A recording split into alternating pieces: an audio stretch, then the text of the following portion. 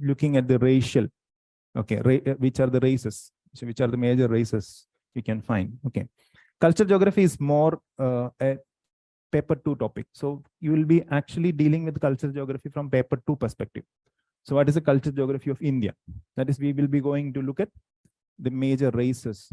So you'll be going to look at the religious composition, okay, caste, linguistic groups. Okay, so these are all cultural aspect. Okay, so this is a very small topic, cultural aspect. Then comes settlements or settlement geography. Now humans create settlements on surface of Earth. Okay, so broadly, we know that broadly the settlements can be divided into rural and urban settlements, with each of them having its own distinct features. Okay, so we'll be studying about these settlement related aspects in settlement geography. Okay, so these are all more or less connected topic. Okay, so we'll be clubbing them together. Okay, so we'll be clubbing them together. This is the population and related topics. Okay, so this is one big chunk of human geography, something which is related to population. Now, next topic is actually economic geography.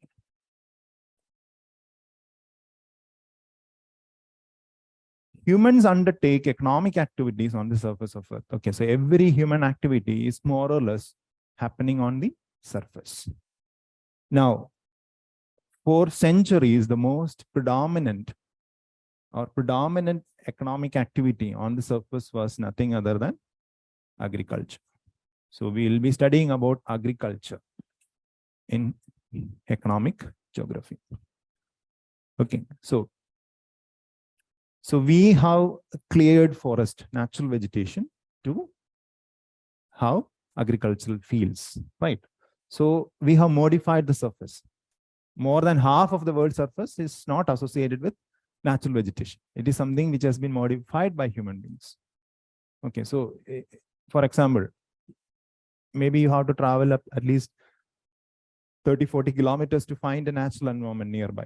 Okay, natural landscape near. Maybe you have to go to Neyyar side or Ponmudi side to see the actual natural environment where human interference is limited.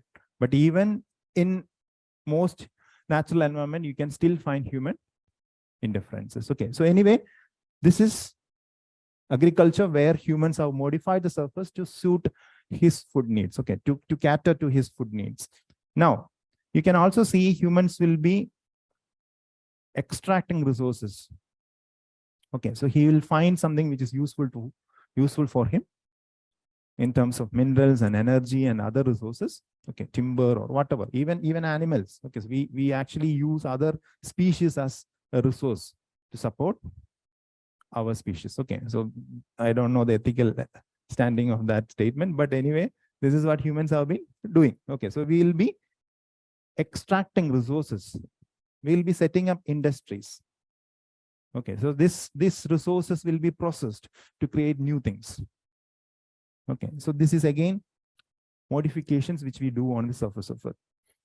Now, to support all those things, all these economic activities, we need all these transport, trade, communications. Okay.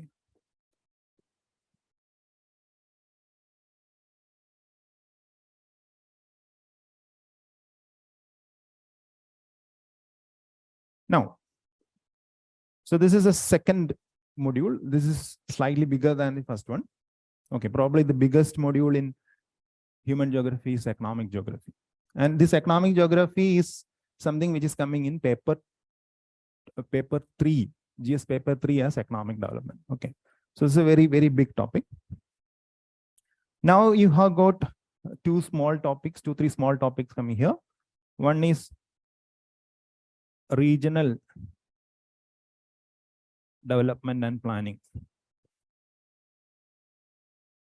Region development and planning.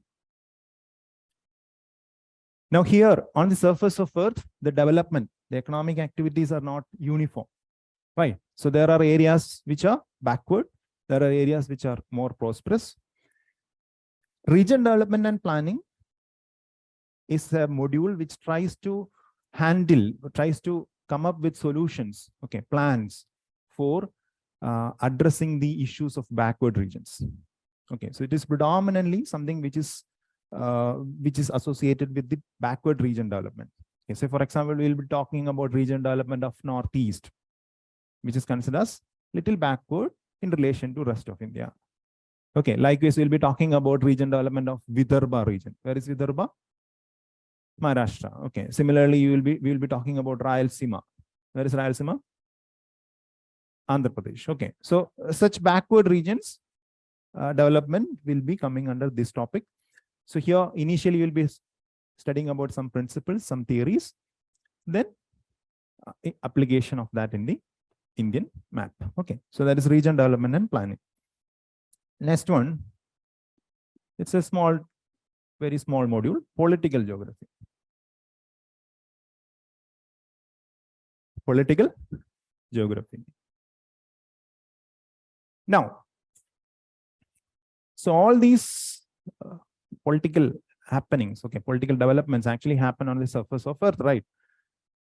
And there we can see that geography has a role in some of these political developments. Okay, it is in the larger context of geography that some of the political developments are happening. Okay, the distribution of ocean and continents. Okay, the size of the continent, size of the countries. Okay, which are your neighboring countries. Okay, how much land border you have, how much coastline you have. So all these things are actually something which will influence political developments. Okay, so this is something called geopolitics. This is something which is associated with international relations. Okay, so we try to identify geographical reasons for some of the major political developments. Okay, this is a small topic. We don't go too much into this topic because when you go too much into the topic, you will leave geography and enter into political science and international relations. Okay, so we will stop at a point where the importance of geography stops. Okay, now some comparatively very small module. Okay, so then you have got this one, perspectives in human geography.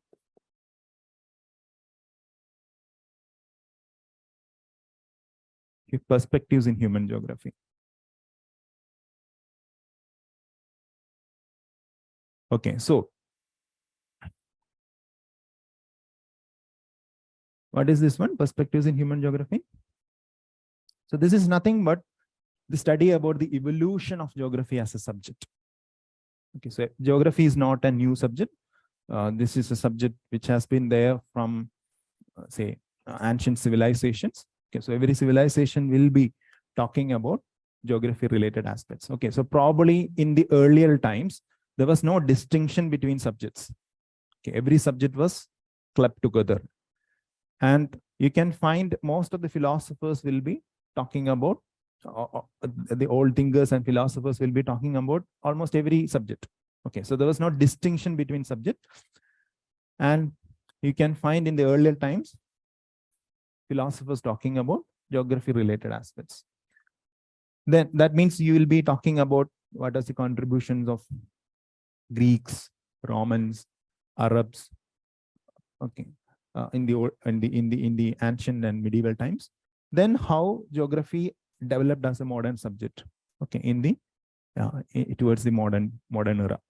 Okay, so that will be the things which you are going to study in the perspectives in human geography. Okay, so this is little different from rest of the geography because it's more like evolution or history.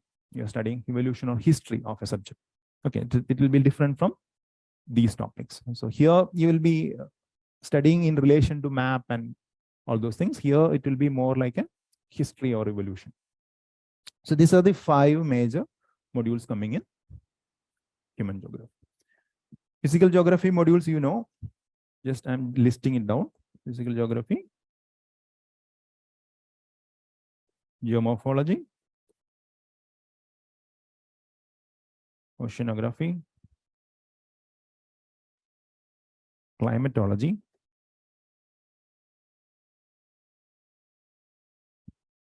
biogeography,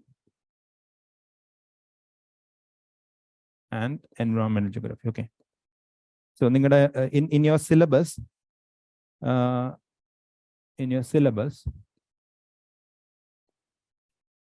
so in paper 1, there are 5 chapters. Okay, 5 modules. 1, 2, 3, 4. This is actually kept as 2 chapters. Okay, so in fact, this is the last 2 chapters. 4th and 5th chapters is something which is related to life. Okay, you can club it together as a single module. So,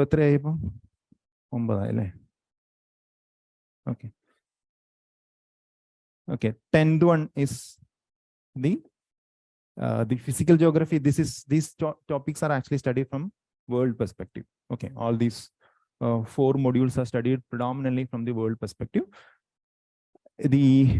Especially we are not studying anything.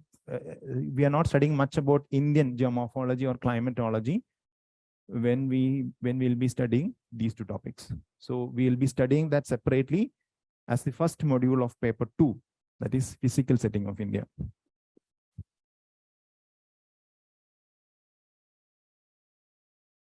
Okay, so physical setting of India will be nothing but the physical geography of India.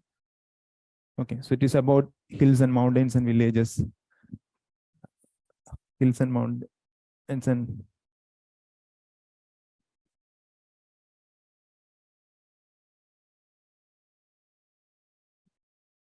okay, so it's all about hills, mountains, villages, villages alone, hills, mountains, all these valleys, everything, and finally climate, so vegetation, soil, all those things will be studied together as physical setting.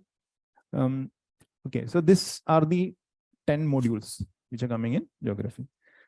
Okay, it's not okay, fine.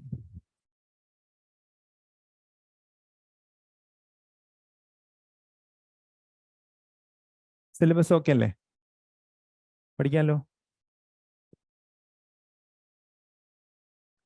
Okay, ഇതൊരു എന്താ പറയാ, earth surface എന്ന് പറയുന്നത്, earth സർഫസിൽ തന്നെയാണ് മറ്റ് സബ്ജക്ട്സും നടക്കുന്നത്. Okay, മറ്റു കാര്യങ്ങളും നടക്കുന്നത്. So in that sense it has geography is called mother of all sciences, and it's a fundamental subject. And here the basic concept, it's called a spatial science. Okay, so this is considered as a spatial science because it is associated with this 2D space on the surface of Earth. The 2D space അതായത് നമ്മുടെ ആ സ്പിയറിന്റെ surface ആണ് നമ്മൾ പറയുന്നത്. പക്ഷെ അതിങ്ങനെ വളഞ്ഞാണ് ഇരിക്കുന്നത്. പക്ഷെ നമ്മൾ നേരെ കാണുമ്പോൾ ഒരു 2D സ്പേസ് ആണ്. ഓക്കെ, ആ സ്പേസിൽ സംഭവിക്കുന്ന കാര്യങ്ങളാണ് നമ്മൾ പഠിക്കുന്നത്. ആ സ്പേസിലുള്ള അൺഈവൻനെസ്സും അതിന്റെ ഡിസ്ട്രിബ്യൂഷൻസും ഒക്കെയാണ് നമ്മൾ പഠിക്കുന്നത്. സോ ഇൻ ദാറ്റ് സെൻസ് എല്ലാ സബ്ജക്റ്റിനും ഒരു ജോഗ്രഫി, ഒരു സ്പേഷ്യൽ ആസ്പെക്ട് ഉണ്ട്. Okay, this is the reason why there is something called historical geography. പണ്ട് ജോഗ്രഫി എങ്ങനെയായിരുന്നു? Okay, anthropological geography, social geography. So every subject has a spatial component which can be considered as that geography. Okay. Zoo geography. So that's about the distribution of animals. Okay. So every subject has this spatial aspect, which is actually a geography component of these subjects. Okay. Now, in that sense, geography പോലെ വേറൊരു ജോഗ്രഫിയിലെ perspective എന്താണ്? Space ആണ്. Geography പോലെ വേറൊരു പെർസ്പെക്റ്റീവിലുള്ള subject ആണ് history. ഹിസ്റ്ററിയിലെ perspective എന്താണ്? ടൈമാണ്. Okay, so every subject is history if you are talking from the point of view of time. നിങ്ങൾ ഇപ്പൊ പഠിക്കുന്നത് 50 കൊല്ലം കഴിയുമ്പോൾ ഹിസ്റ്ററി, 50 കൊല്ലം കഴിയണമെന്നില്ല. അതേപോലെ ജോഗ്രഫിയും എല്ലാ സബ്ജക്റ്റിലും സ്പേഷ്യൽ കമ്പോണന്റ് വരുമ്പോൾ ജോഗ്രഫി ആവും, എല്ലാ സബ്ജക്റ്റിലും ടൈം വരുമ്പോൾ ഹിസ്റ്ററി ആവും. Okay. Okay, so I hope you got an idea. So these are the 10 modules: population and related topics, economic geography, region development and planning, political geography, and perspectives of human geography in human geography part. Physical geography, geomorphology, oceanography, climatology, biogeography and environmental geography, plus the physical setting of India for paper 2. Now, today we are going to start a very important module coming in human geography, population geography.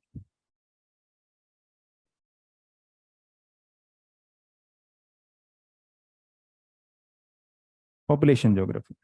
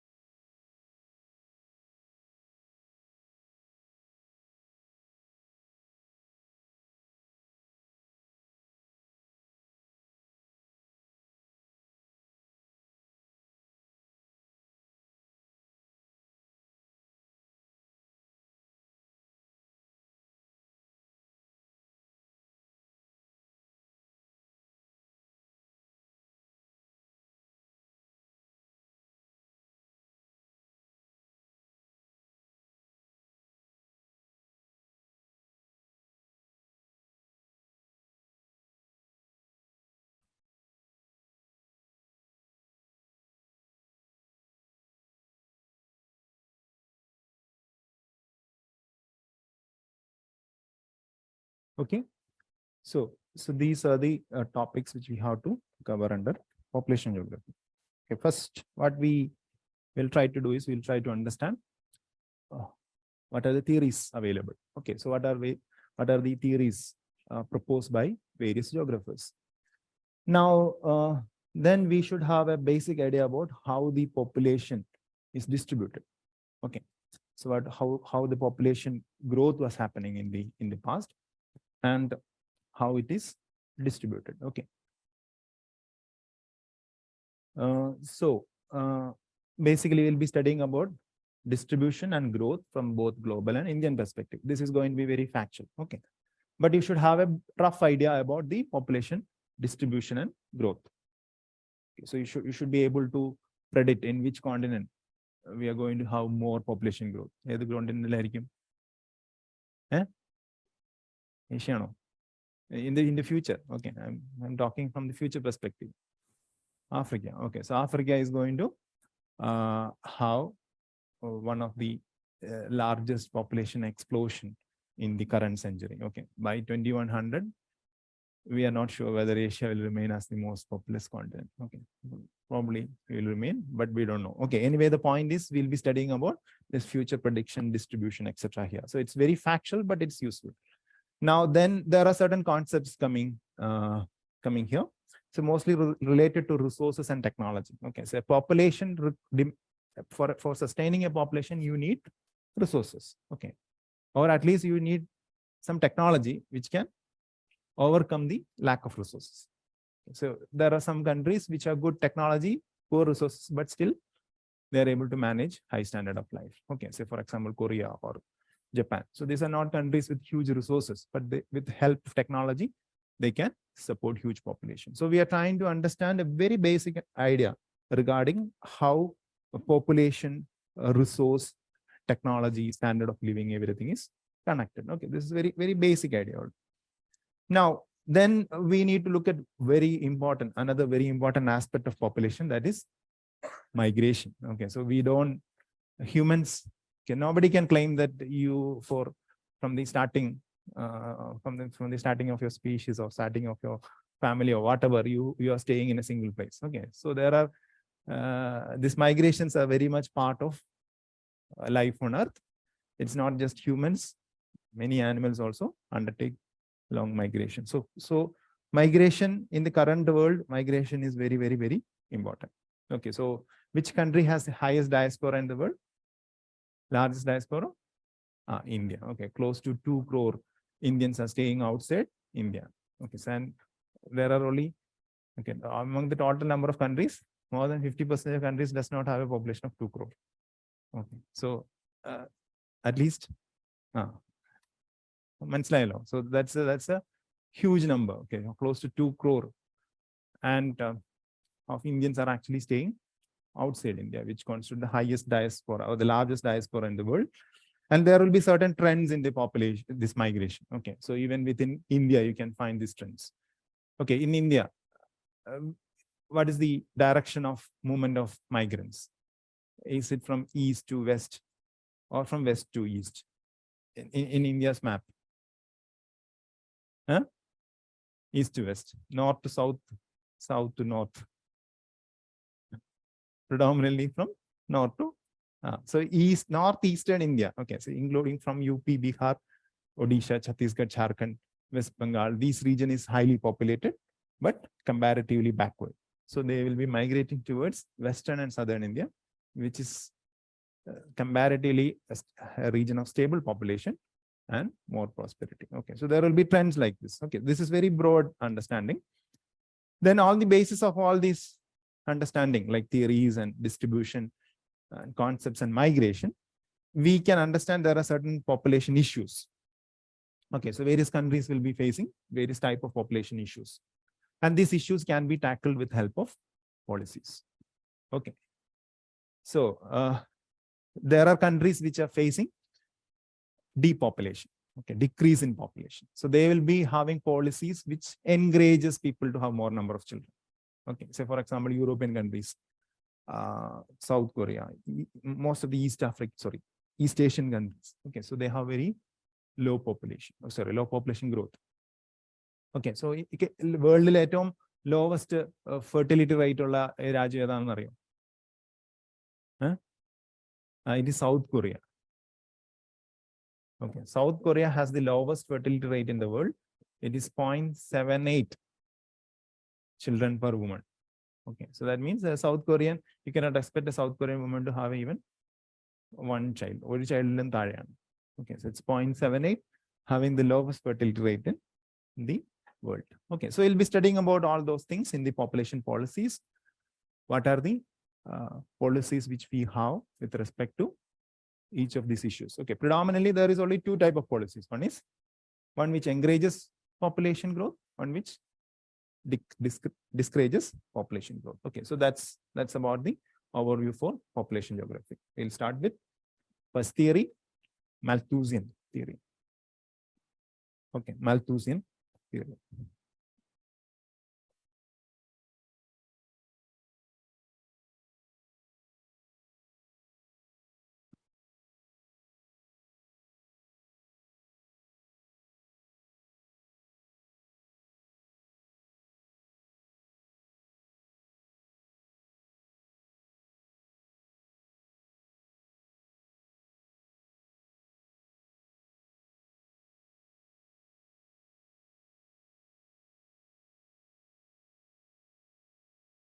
Malthusian theory of population.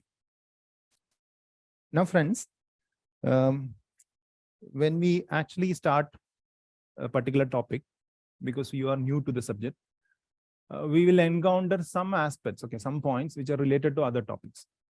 Maybe 10-20% of the points may be related to other topics. So you might find some difficulty in understanding that in the first go. But remember, it is all when you study everything will become clear. Okay.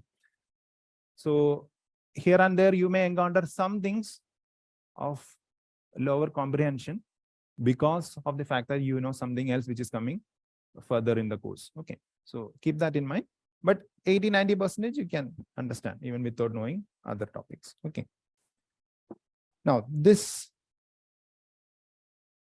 so the first theory is Malthusian theory of population. So this is a very old theory. Okay, this is a very old theory. This theory was proposed in the year 1798. Okay, so close to 225-year-old theory. And this theory has all the negatives of being an old theory. Okay, so you can find a lot of criticism for this theory.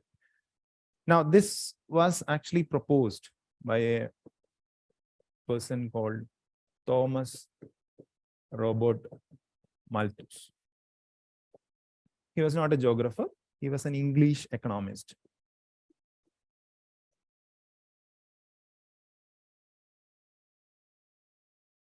Okay, so this is a theory proposed by this person called Thomas Robert Malthus in 1798.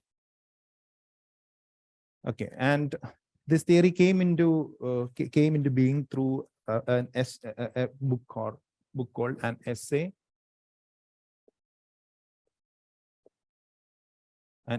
on Principles of Population.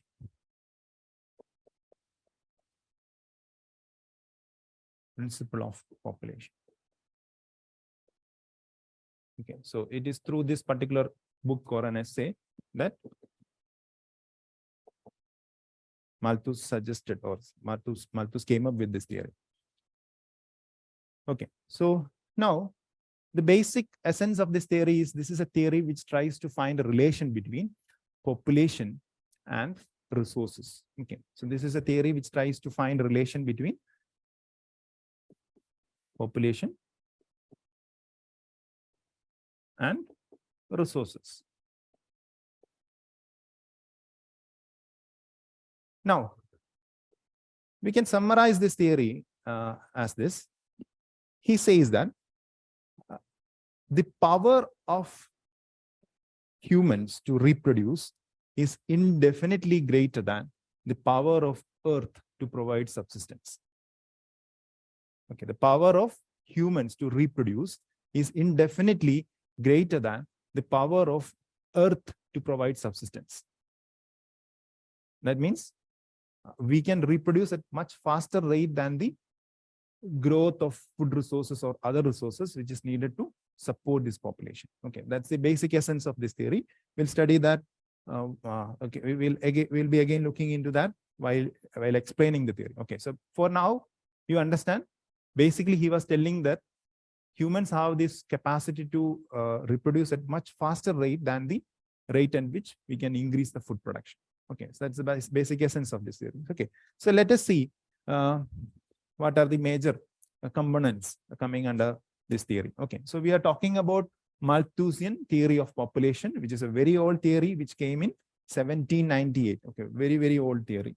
So this is one of the first theory in geography. Okay, and in that sense, he is considered as the father of theory building culture in geography. Okay, Malthus is considered as a father of theory building culture in geography. Okay, and you can see that this came about. Okay, this came through this particular book or essay called an essay on principle of population, basically which tries to understand the resources relation between population and resources. And he put forward the idea that humans as a species has much faster rate of reproduction than the food production, the increase in the food production. Okay, let us see. So he suggested that there are two basic urges, okay, or two urges which are essential for supporting life on Earth.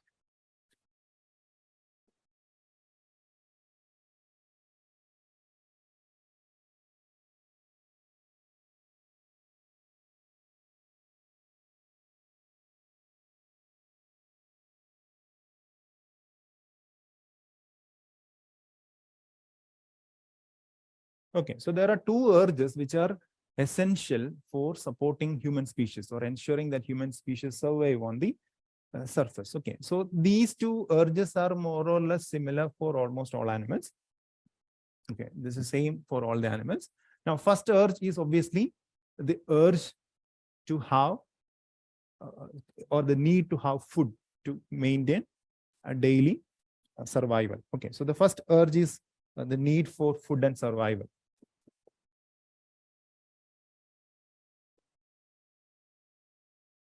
Okay, so the first urge is need for food and survival. Okay, so this urge is there. This is the reason why we feel hungry after some time. Okay, 1 or 2 hours afterwards, you will start feeling hungry because that's an urge which will actually, this is a biological urge which is telling you to have food. Now, what is the importance of this need? This need is very much essential for the, this is a very immediate need. One thing, this is an immediate need. Okay, and this is very much essential for survival of an individual species. Okay, so every individual species has to ensure that he's taking enough food and other water and whatever to ensure that he or she is surviving. Okay, so that's an immediate need which is required at individual level for individual survival. Okay. And we cannot go, we cannot delay this demand. Okay, so whatever happens, whether it's war or famine or flood or whatever, you cannot delay this particular urge. Okay, so if you delay it beyond a particular point, it can have negative consequences. Okay, so this is first urge. This is there for all animals. Second urge is called passion between sexes. Okay, passion between sexes. Okay. Now, the second urge is not an immediate urge. You can delay it. You can postpone it. You can maybe at individual level, you can avoid having this urge. Okay, avoid falling for this urge. Nothing will happen. At individual level, nothing will happen if you are going to avoid or keep yourself completely away from this particular urge. But at species level, this is required for reproduction of younger beings. Okay, so this is required at species level. Okay, so if a particular generation stops or stop having the second urge, focus only on the first urge, what will happen? This human as a species will go extinct. Okay, so this is the second urge, which is called passion between sexes. This is not an immediate need. This can be delayed. This can be avoided, but still this is needed to ensure reproduction. Okay, so this is the second urge. Now, he tells that. Now, Malthus tells that in a normal condition, we can see that in a normal condition, the first urge is related to food production, right? He says that when there is an increase in food resources and population, food resources will be following increase in the resources, the rate of increase in food resources will be following an arithmetic progression.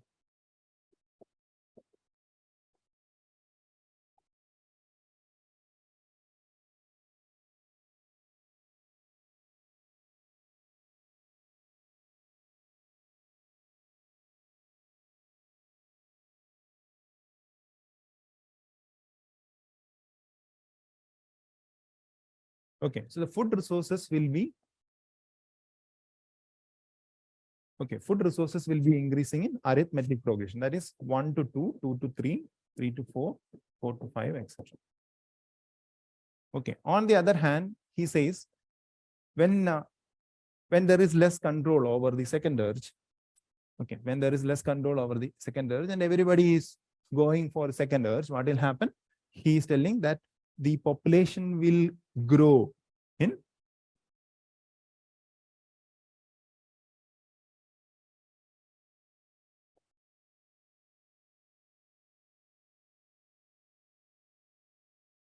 geometric progression.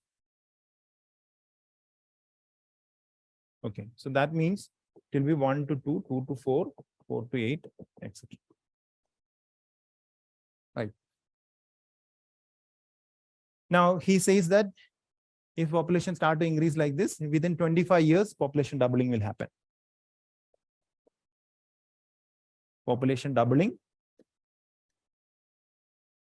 in 25 years. Okay, so the population doubling will happen in 25 years. Now, he was giving you a hypothetical condition for 200 years. If this to say, if food increases in this fashion and the population increases in this fashion, you can see that food will be increasing only by 9 times. Okay, so there will be 9-fold increase of food resources, while you can see there will be 256-fold increase of population. So there is going to be huge mismatch between the population and the resources. Okay.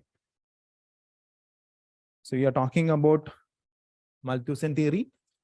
And in Malthussen theory, he suggested that there are 2 basic urges, biological urges. One is the urge to have food for immediate survival of individual species. Okay, so this is not something, this is something which is ensured for immediate survival. Okay, this is something which we cannot delay. Second urge is passion between sexes. This is required for survival of the species, for ensuring reproduction. This is something which we can delay. For example, at the time of war, flood, or whatever calamities, this second urge is delayed. Okay, second urge does not happen. For example, in the COVID, many countries was not having enough number of children. The number of childbirth suddenly reduced in COVID. Okay, so because you can go for it. Now he talks about a situation where both is growing, food resources is growing, population is growing, but food resources follow arithmetic progression. So it is going to be 1, 2, 3, 4, 5, 6. While here it is geometric progression.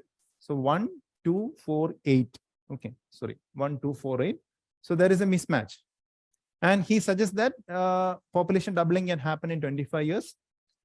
And in a hypothetical 200-year situation, there is food resource increase by 9 times and population increase by 256 times. Okay. Now,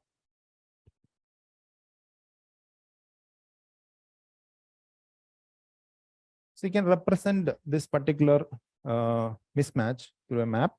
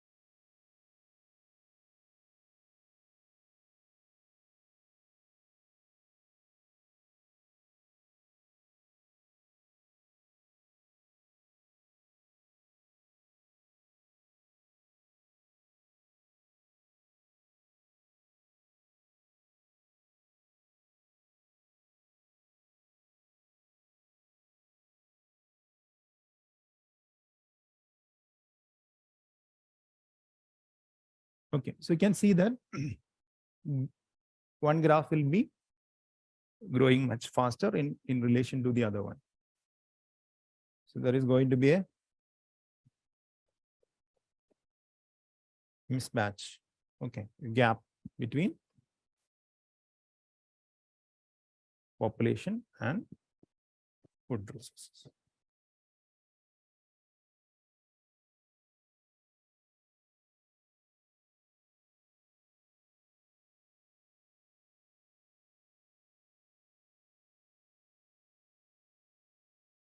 Okay, no?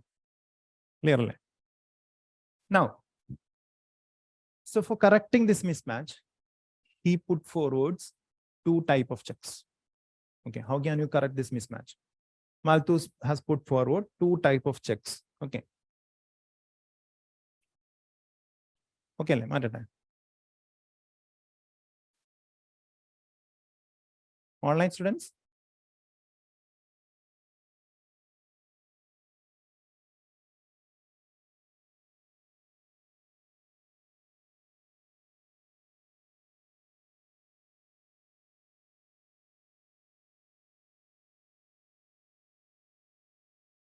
Okay. So there is mismatch between population and food resources.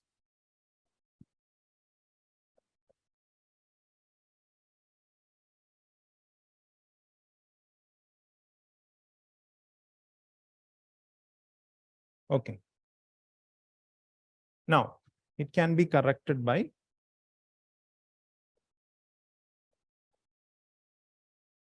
he suggests two checks. Okay, so one check is called preventive check. Preventive checks. Okay, so here he is telling that humans, understanding humans as a being, as a understanding intelligent being, should be able to understand this mismatch and come up with his own solution. He should take proactive checks and steps to ensure that this mismatch is addressed. Now, for that, he suggests following things. One is he says about going for late marriages, okay, or delay in marriages. Because early marriage means longer marital bond, right? Longer marital bond means chance for more number of kids. Okay, so if you delay marriage, you are reducing the marital bond during the reproductive age. So the female reproductive age is till 40 or 45. Okay, so beyond that, it will be more risky. Okay, so even after 35 also, it becomes a little more risky. Okay, so in that sense, the reproduction rate decreases as the age of woman increases. Similarly, you can see that is the marital bond is shorter. Okay, so there is less chance for large number of kids. Okay, so one suggestion is late marriages. Then he talks about moral restraint. That means you are actually say something called abstinence. Okay, so you are actually staying away from sexual activities, thereby trying to reduce the population. Okay, moral restraint. Okay, so you understand that there is this issue of population growth and you are staying away from sexual activities. Okay, so then even he talks about some vices. Okay, vices in the sense something which is not good. Okay, vices something which is not good but still needed to control population growth. Okay, so he talks about abortion. Abortion. Okay. Then he also talks about adultery. Adultery.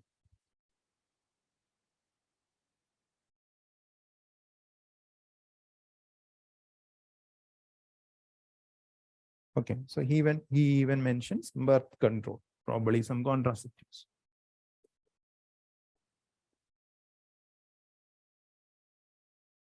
Okay, these are the preventive checks which were suggested by Malthus. Late marriages, moral restraint, some vices. Okay, so these are not something good. These are considered something bad, but still which is needed to tackle this mismatch. Okay, abortion, adultery, birth control, etc. Okay, so this is to reduce the number of births. But he was a pessimist. Okay, Malthus was a pessimist. He was not having any hope in the human's ability to control population through preventive checks. Okay, so he was telling that humans don't have that self-control or self-discipline to control population through these type of proactive methods. So he was telling that humans are going to fail in these type of preventive checks, and the nature will enter into the picture with something called positive checks. Okay.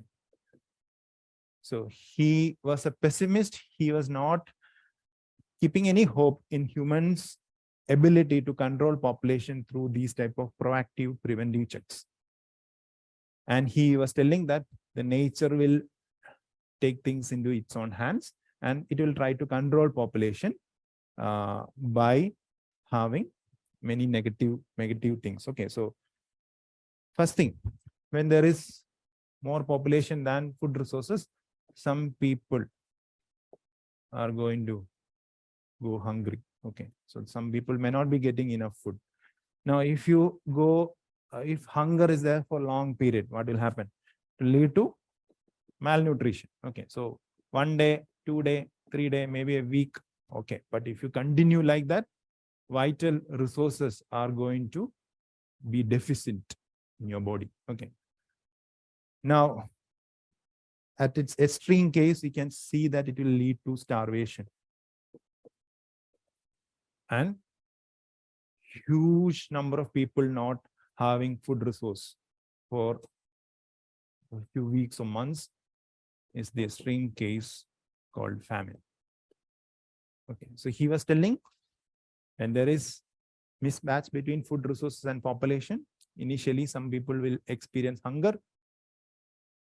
If it goes on like this, it will lead to malnutrition, starvation, and finally something called famine. Okay. Now, when all these things are happening, on the other side, something else will be happening because these things are going to weaken your body, weaken your immunity. So you are going to get exposed or you're going to catch a lot of diseases. Okay. So there is going to be a lot of diseases. Even there will be chances for epidemics. Okay. Now, friends, you can see that these things will reduce the population, right? These things will lead to a lot of death, reducing the population. Now, he talks about chances of civil wars and wars. Okay, because there is lack of resources, there is chance for fight between two groups. Okay, again, this is something which can lead to, say, loss of human life. Then he talks about natural disasters. Like drought, flood, etc. Okay. So this is the preventive, sorry, this is the positive check suggested by Malthus. Okay, no? Okay. എങ്ങനെയുണ്ട് theory? പോരാ? Okay. പഴയ തിയറിയാണ്, അതിൻ്റെതായ എല്ലാ പ്രശ്നങ്ങളും ഉണ്ട്. Okay, so you can see we were looking at this particular theory called Malthusian theory on population. Take a minute to consolidate that, then we'll go to analysis. Okay, we'll be doing the critical analysis of this theory. We'll check for negatives and positives.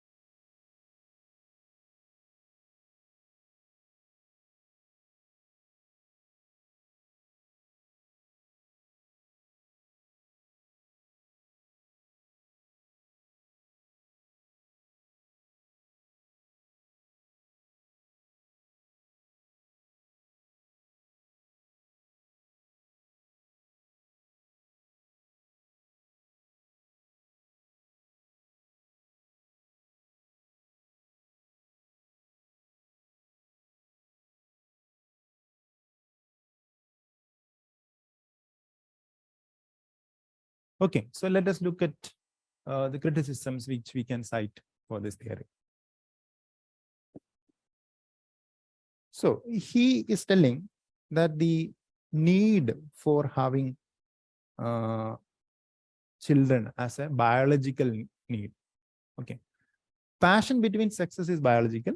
Fine. It's a biological instinct. But what about the need for having children? Is it biological? It is more social. Okay. So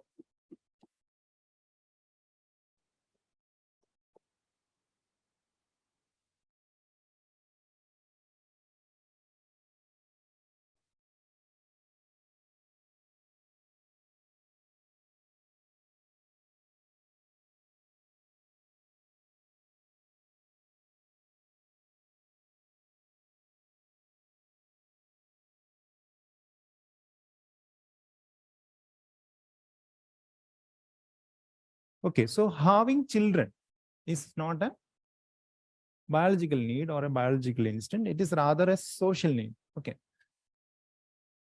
So this is the reason. For building a family, you will feel like having a children. Okay. So it's not related to the biological instinct per se. Okay. And also you can see that there will be a pressure from society to have children, but there is no pressure for having, let's say, satisfying the first need. Okay. So you can see that the social pressure is more on children and having children, and this is actually a social need rather than a biological need. So now in that sense, you can see that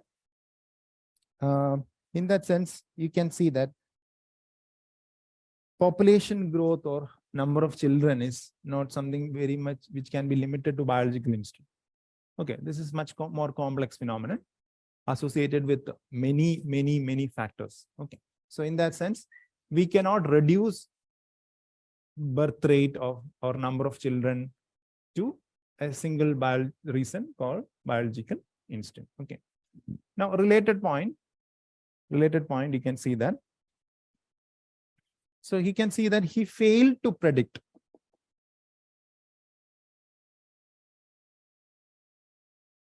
use of contraceptives. He failed to predict that the contraceptive use is going to increase in the future. And in fact, this will destroy any connection between this biological instinct and children. Okay, so for example, it is more in the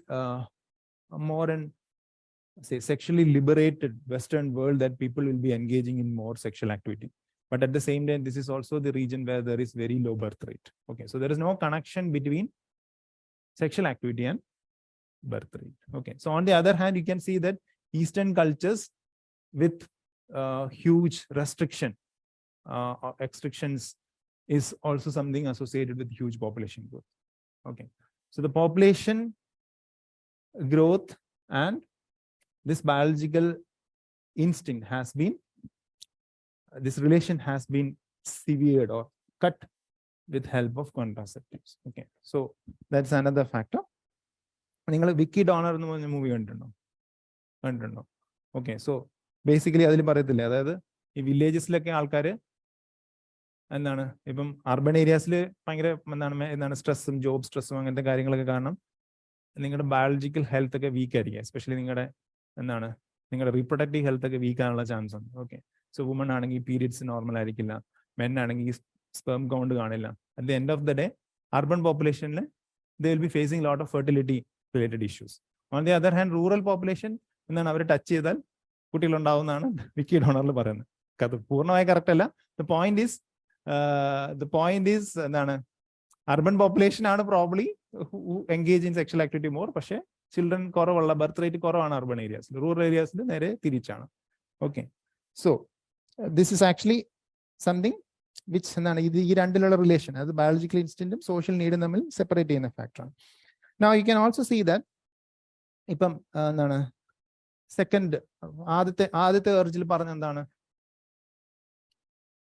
okay, he was telling about the fact that the food resources will be increasing at arithmetic progression, but he failed to account for all technological development. Failed to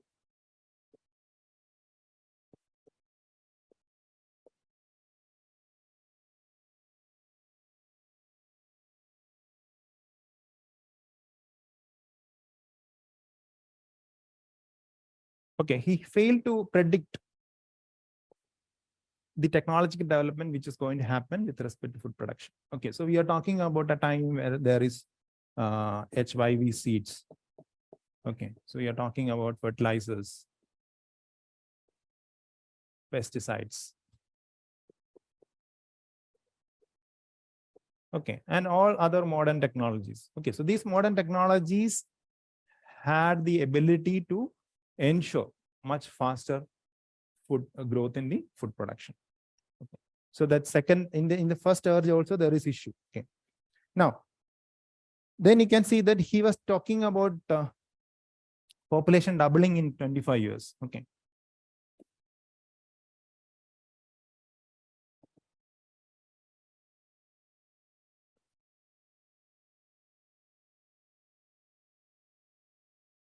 It cannot be fixed to a specific number of years.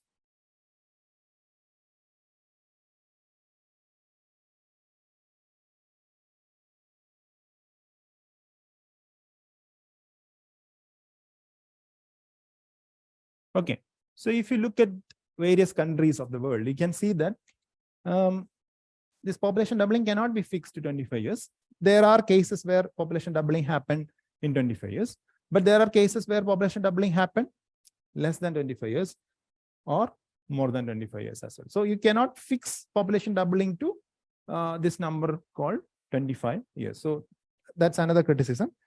Now, then you can see that he talked about preventive checks, positive checks, right? And positive checks from his perspective was to control population. So it should happen only in areas of overpopulation, right? But is there any one-to-one relation like that? Flood and drought okay, overpopulation ഉള്ളിടത്ത് വരുമെന്ന് പറയാൻ പറ്റുമോ? അല്ല. Even famine, war okay, overpopulation ഉള്ളിടത്ത് വരുമെന്ന് പറയാൻ പറ്റുമോ? ഇല്ല. So there is no connection between positive checks and the overpopulation. So positive checks can occur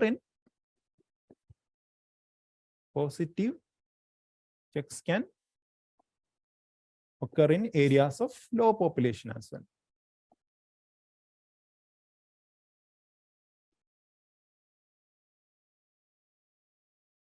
Right.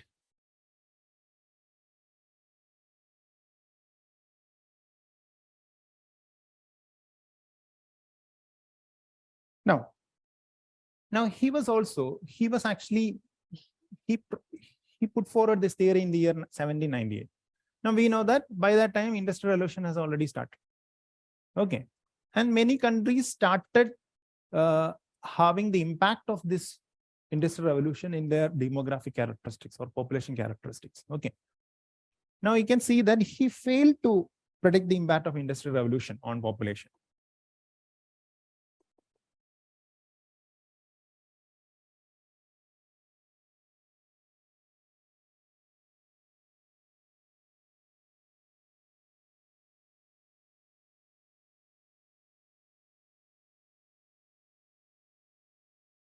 Now here you can see that many countries during this initial period of industrial revolution was experiencing very fast economic growth.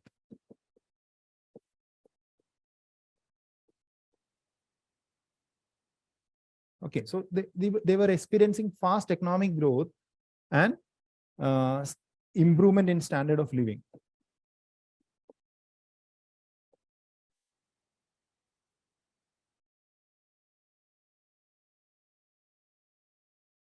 Okay, so this economic growth and improvement in standard of living was happening at a much faster rate than the population growth. Okay, so according to him, this should go slow. Food production in a larger perspective, economic growth, it should actually happen at a slower pace than population growth. But already there was countries in Europe where this phenomenon has overtaken. This relation between population and the economic growth has reversed. Okay, so there were countries which were already experiencing much faster economic growth and improvement in standard of living in relation to the population growth. Okay, so this is another criticism which you can cite. Now, then you can say that this can be considered as a pessimistic theory. Another criticism.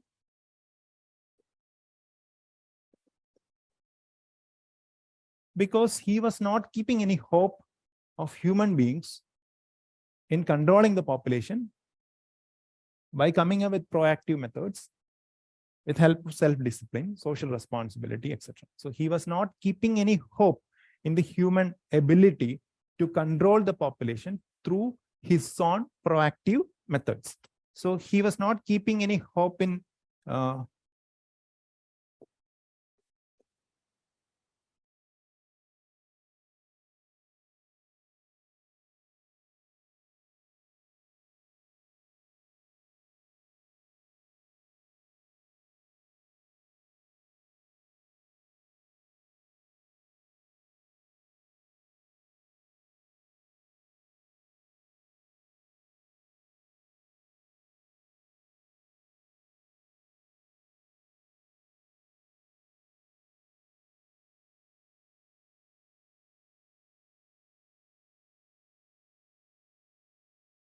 okay, so he was telling that the population which are responsible for the population growth may not be able to control this population growth through self-discipline or social responsibility. That is, we are talking about the preventive checks. Okay, so he was not keeping any hope in the preventive checks. Now, we will add one more point and we will end the criticism.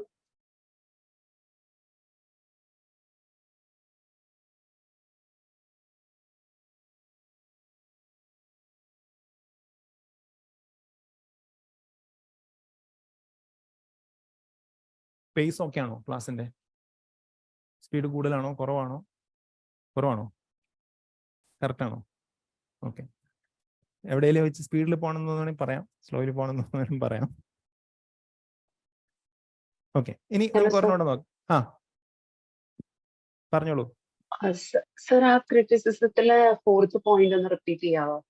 Fourth point അതായത് ഈ തിയറിയിൽ population ഡബിളിങ്ങിന് specify ചെയ്ത് 25 years എന്ന് പറയുന്നുണ്ട്. നമ്മൾ ഒരുപാട് രാജ്യങ്ങളുണ്ടല്ലോ, actually അത് ഒരുവിധം കറക്റ്റ് ആണ് കേട്ടോ. That's actually almost a decent number. Okay, so population doubling 25 years സംഭവിച്ച കേസസ് ഉണ്ട്. ഓക്കെ, സോ പക്ഷേ you cannot fix it, right? Population doubling population is affected by multiple factors, so you cannot fix and say that it will double in 25 years. So that's the criticism. Okay, so it's better not to fix it.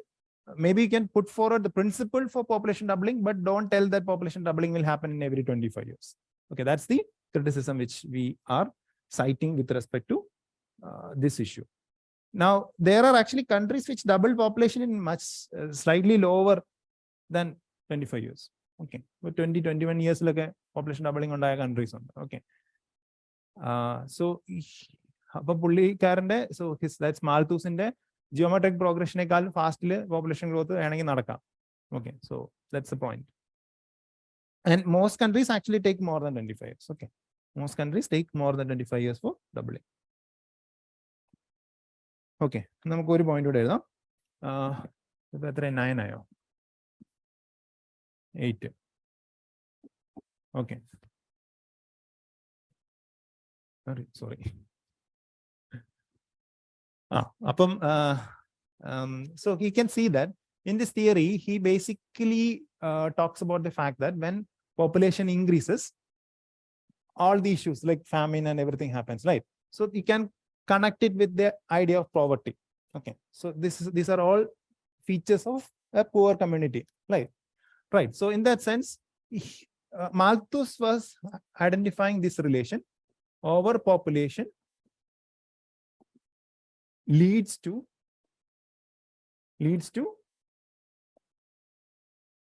poverty. Okay, so this was a principle put forward by Malthus On the other hand, you can see that the next theory, Marxian theory, is having a completely opposite relation.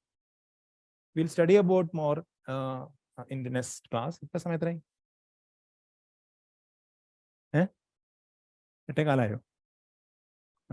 class. Okay. So it leads to, so overpopulation leads to poverty. On the other hand, Marxian population theory was putting forward the idea that it is poverty which leads to overpopulation. Okay, so Marx was a big critique of Malthusian theory because Marx lived just after this period, right? So he was a person who was living in the early 19th century. Okay, so this happened. This theory was proposed towards the end of 18th century, and Marx theory was actually having a very opposite relation.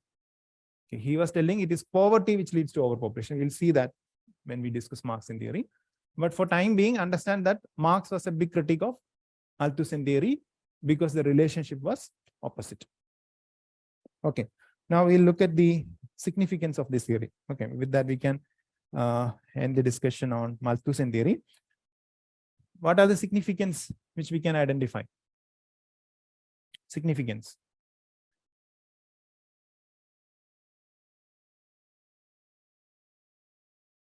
So first theory on population, right? It's the first theory. Okay, so the idea that you can create theories about population was put forward by Malthus, and later we had many theories, not just in population, in many other subjects as well. So in that sense, you can see that he initiated the theory building, the culture of theory building in geography. Okay. Now, second, you can see that he highlighted that fact that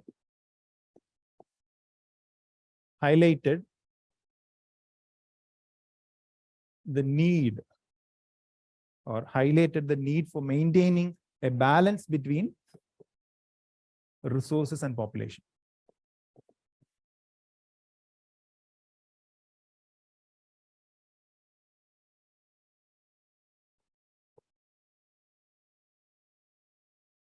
Okay, so this is relevant even today, right? This relation explanation, this is a very basic relation.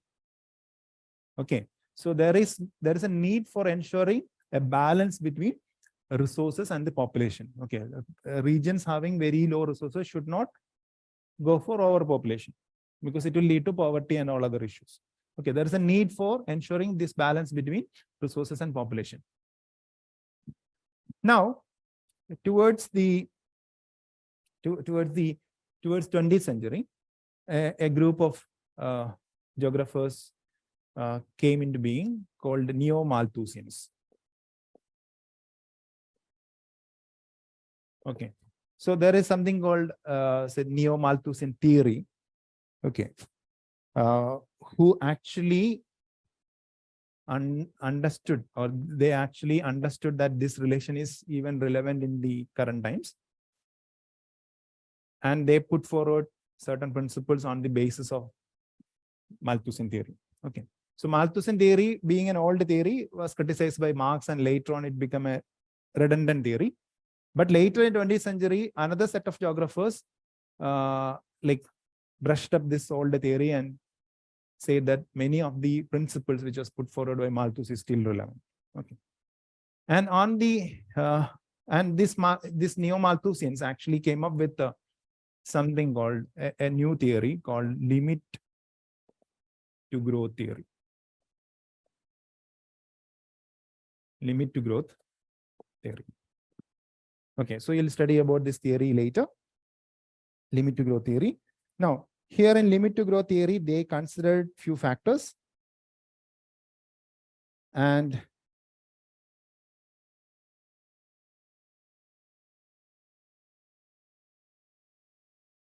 they tried to try to create a say simulation, okay, with respect to certain factors which is related to population and resources. Okay.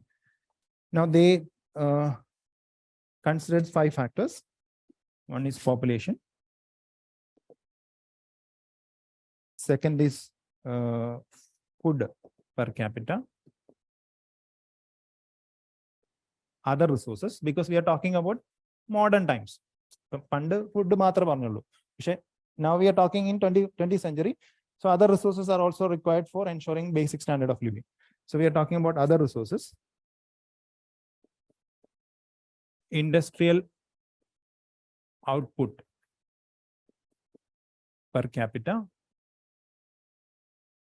Okay. And as an outcome of all these economic activities, there will be pollution. Okay, so they considered 5 factors and change the factors in different combinations and run certain simulations. Okay, so if this is the population, this is the per capita income, this is the resources, what will be the case? Okay, now they will change. Okay, for per capita food resources increased, but when per capita food resources increase, it will increase the pollution. Okay, or if resources increase or industrial output increases, it will increase pollution. Okay, so when there is a positive increase in one side, there will be a negative increase in other side. So they did a they actually conducted 7 different runs. Okay, so changing the factors, and in all the cases they found that world will collapse by year 2100. Okay.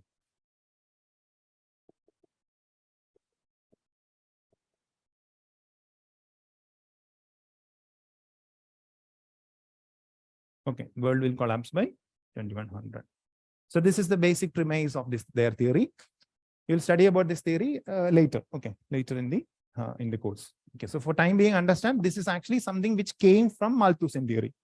Okay, Malthusian theory was put in the modern perspective by neo-Malthusians. They came up with limit to growth theory.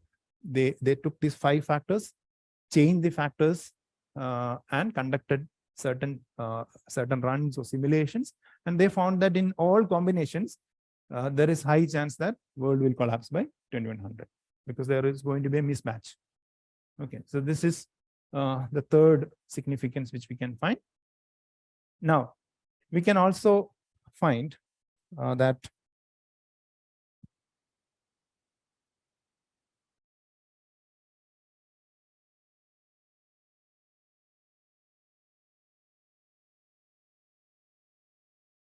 okay, so we saw some theory, some concept earlier, right? Optimum population. So optimum population is actually the population which is in balance with the resource and technology of a region. Okay, in that sense, this is also a concept which is very much related to Malthusian theory. Okay, so this is 4th concept. We can see that this concept is an outcome, or this is an outgrowth of Malthus' basic principle that there is a relation between population and resource. You'll study about this also later in the course. Okay, this is optimum population is nothing but the exact population which can ensure the highest standard of living for a particular level of resource availability and technology.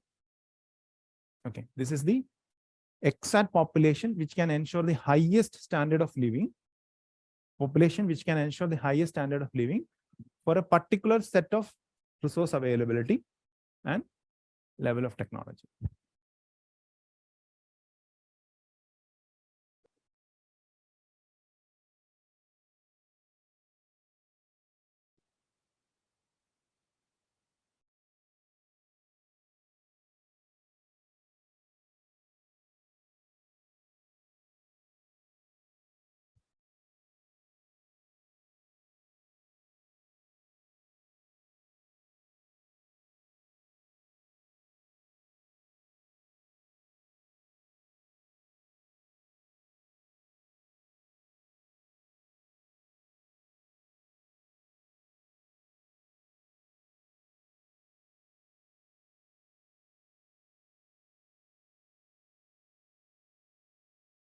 Okay.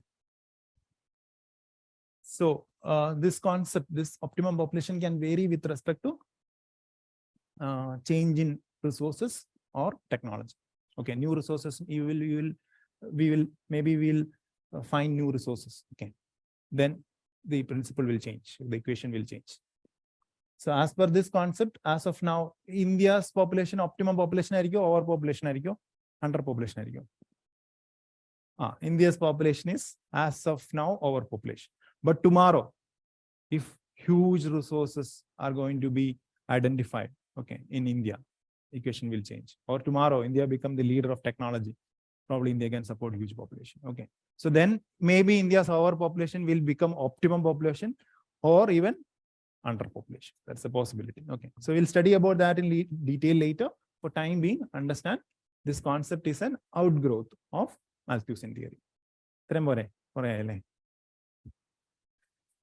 Okay, so Malthus's theory കഴിഞ്ഞു. സമയത്രയായി? Okay, so ഇതിന്റെ dictation ഉണ്ട്.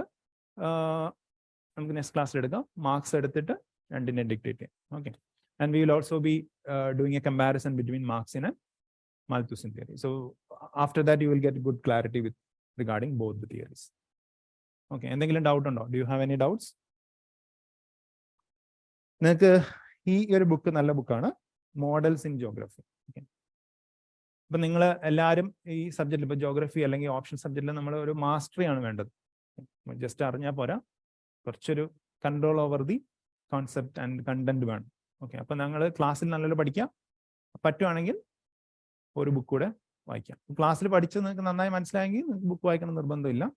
പക്ഷേ if possible try reading one standard book. അപ്പൊ എല്ലാത്തിനും ഒന്നും standard book ഉണ്ടാകണമെന്നില്ല, പക്ഷേ standard book ഉള്ളതിന്, especially theories and all, where standard books are available, you can go and read. Okay, so that will actually consolidate your clarity.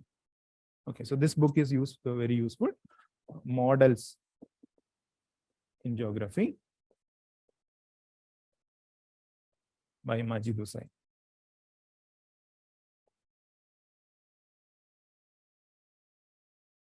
Okay, so നമ്മൾ പറഞ്ഞ theory ഒക്കെ ഇതിലുണ്ട്. ഇത് പോപ്പുലേഷൻ മാത്രമുള്ളതല്ല, മോഡൽസ് ആണ്. ഓക്കെ, എന്തെങ്കിലും ഡൗട്ട് ഉണ്ടോ? General doubt about geography,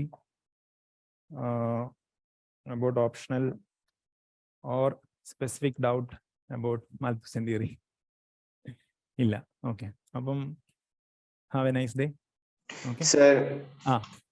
sir, നമുക്ക് ഇതിന്റെ ക്ലാസ് നോട്ട് വേറെ തരുമോ സർ? പ്രൊവൈഡ് ചെയ്യുന്നുണ്ടോ? നമ്മൾ ഇതിന്റെ ക്ലാസ് നോട്ട്സ് നമ്മൾ ഇത് ഡിക്റ്റേറ്റ് ചെയ്യാണ് ചെയ്യാം. ഓക്കെ, അതായത് നമ്മൾ ഡിക്റ്റേറ്റ് ചെയ്യുന്നതിന്റെ ഒരു പ്രിൻസിപ്പിൾ എന്ന് പറഞ്ഞു കഴിഞ്ഞാൽ, ഹാൻഡ് ഔട്ട് വന്നു കഴിഞ്ഞാൽ ചിലപ്പോൾ നിങ്ങൾ വായിക്കാതെ വെക്കാനുള്ള ചാൻസ് ഉണ്ട്. ഒന്ന്, രണ്ട്, പലരും എഴുതിയിട്ട് കുറെ നാളായിട്ടുണ്ടാവും. അപ്പം കുറച്ച് സ്പീഡിൽ ഡിക്റ്റേറ്റ് ഒക്കെ ചെയ്യുമ്പോൾ നിങ്ങളുടെ ഹാൻഡ് റൈറ്റിംഗ് ഒക്കെ ഒന്ന് സെറ്റ് ആവും. ഓക്കെ, അതും കൂടെ ഉണ്ട്. അങ്ങനെ രണ്ടു മൂന്ന് ഫാക്ടറാണ്. പിന്നെ നിങ്ങളത് ഒന്ന് പഠിച്ച കാര്യം അപ്പം തന്നെ ഒന്ന് കേൾക്കുകയും എഴുതുകയും ചെയ്യുമ്പോൾ ഒന്നുകൂടെ കോൺസെപ്റ്റ് ക്ലാരിറ്റി കിട്ടും എന്നുള്ളൊരു ബേസിക് കോൺസെപ്റ്റിന്റെ പുറത്താണ് നമ്മൾ ഡിക്റ്റേഷൻ ഫോളോ ചെയ്യുന്നത്. Okay, okay sir. ഓക്കെ, ശരി, താങ്ക് യു. Hello sir.